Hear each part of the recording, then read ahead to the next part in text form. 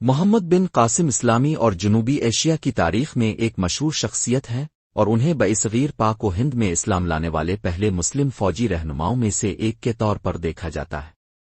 اس کی فوجی مہمات اور زندگی نے اس علاقے پر گہرا اثر ڈالا، جس نے اسے تاریخ کی کتابوں میں ایک افسانوی شخصیت میں بدل دیا۔ وہ ایک فوجی گھرانے میں پیدا ہوا تھا۔ محمد بن قاسم کی ابتدائی زندگی۔ محمد بن قاسم 695 عیسوی میں جدید سعودی عرب کے شہر طائف میں پیدا ہوئے۔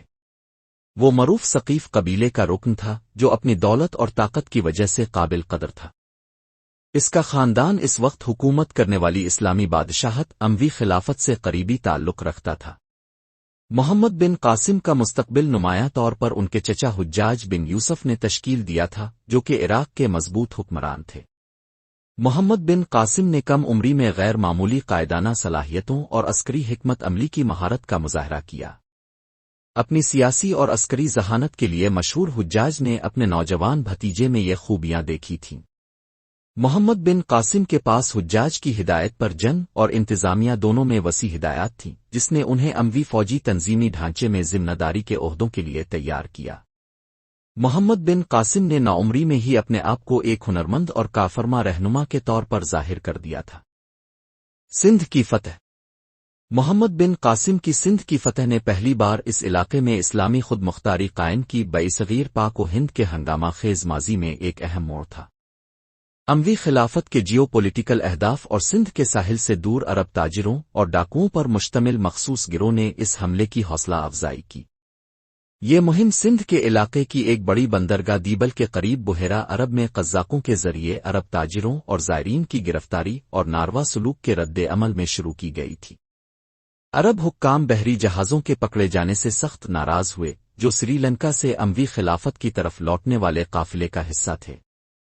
سندھ کے بادشاہ راجہ داہر مبینہ طور پر قزاقوں کی مدد کرنے اور قیدیوں کو رہا کرنے معاوضہ فراہم کرنے سے انکار کرنے پر تنقید کی زد میں آئے۔ انتقامی اقدام کے طور پر خلیفہ ولید اول کو عراق کے بااثر گورنر اور اموی عدالت کے رکن حجاج بن یوسف کی طرف سے ایک درخواست موصول ہوئی، جس میں اس پر زور دیا گیا کہ وہ سخت نتائج کے ساتھ ایک فوجی مہم بھیجے۔ حجاج کے نوجوان بھتیجے محمد بن قاسم کو کمانڈر کے طور پر ان کی صلاحیت کی وجہ سے مہم کی سربراہی کے لیے منتخب کیا گیا تھا۔ 17 سال کی عمر میں محمد بن قاسم نے 711 عیسوی میں 6000 شامی گھڑ سواروں سپاہیوں اور اونٹ سواروں کی ایک فوج کی کمانڈ کی، جو اپنے ساتھ محاصرے کا سامان لے کر آئے۔ پہلی اہم لڑائی مکران کے سخت صحراؤں سے گزر کر سندھ میں داخل ہونے کے بعد بندرگاہی شہر دیبل میں لڑی گئی۔ بہتر فوجی حکمت عملی کو بروئے کار لاتے ہوئے محمد بن قاسم نے دیبل کی دیواروں پر بھرپور بمباری کی۔ مہم کی پہلی بڑی فتح اس وقت ہوئی جب قاسم کے سپاہی شہر کی دیواروں کو توڑ کر اموی جھنڈا لہرانے میں کامیاب ہو گئے۔ دیبل پر عرب فوج کی اسٹریٹجک اور فوری فتح نے ان کی قوت ارادی اور عسکری طاقت کا انکشاف کیا، جس سے پورے علاقے میں صدمے کی لہریں پھیل گئیں۔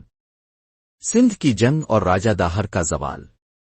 محمد بن قاسم نے دیبل کے بعد سندھ میں بہت دور تک سفر کیا۔ سندھ کے بادشاہ راجہ داہر کے خلاف اہم لڑائی محمد بن قاسم کا اگلا بڑا امتحان تھا۔ داہر نے اپنی فوج کو اکٹھا کیا اور دریائے سندھ کے کنارے پر اموی فوج کا سامنا کیا، جو روہری شہر سے زیادہ دور نہیں تھا۔ داہر نے ذاتی طور پر اپنے آدمیوں کو ہاتھی پر چڑھایا جب دونوں فوجیں پرتشدد لڑائی میں مصروف تھیں۔ داہر کی فوج عددی لحاظ سے برتر تھی، لیکن قاسم کے گھڑ سواروں اور تیر اندازوں کی چالاکی سے تعیناتی نے امویوں کو ایک اہم حکمت عملی کی برتری حاصل کر دی۔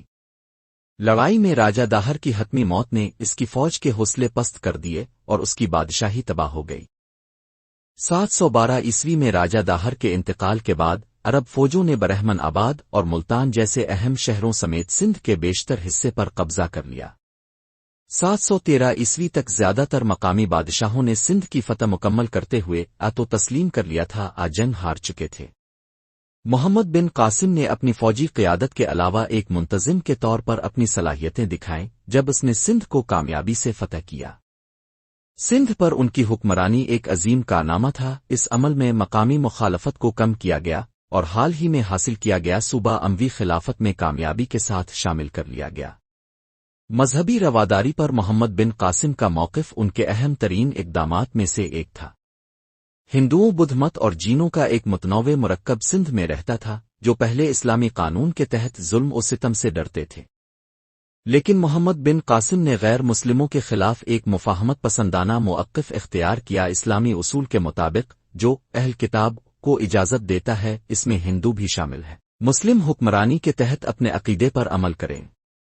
قاسم نے ہندوؤں اور بدھ متوں کو مذہب تبدیل کرنے پر مجبور نہیں کیا، اس کے بجائے اس نے انہیں اجازت دی کہ وہ اپنے مذہبی عبادات کو جاری رکھیں جب تک کہ وہ جزیہ ادا کرتے ہیں، جو کہ حفاظت اور آزادی سے اپنے مذہب پر عمل کرنے کے حق کے بدلے میں غیر مسلموں سے وصول کیا جاتا ہے۔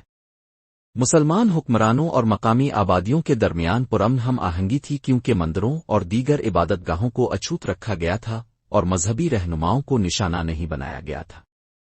چونکہ محمد بن قاسم یہ سمجھتا تھا کہ بنیادی تبدیلیاں علاقے میں طاقت کا توازن بگاڑ سکتی ہے، اس لیے اس نے زیادہ تر انتظامی ڈھانچہ جو کہ سندھ میں رائج تھا، اس نے کئی مقامی ہندو برہمنوں اور بیوروکریٹس کو ان کے سابقہ اختیارات پر واپس کر کے حکومت میں تسلسل کو یقینی بنایا۔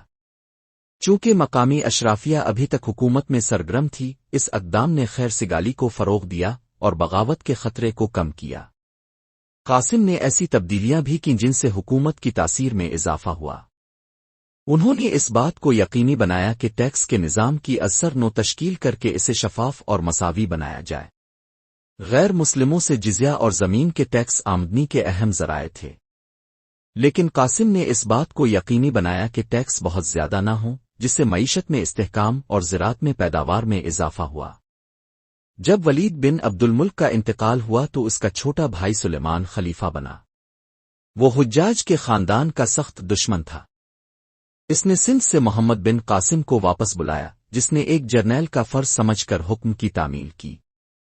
جب وہ واپس آیا تو اسے 18 جولائی 715 کو 20 سال کی عمر میں موت کے گھاٹ اتار دیا گیا۔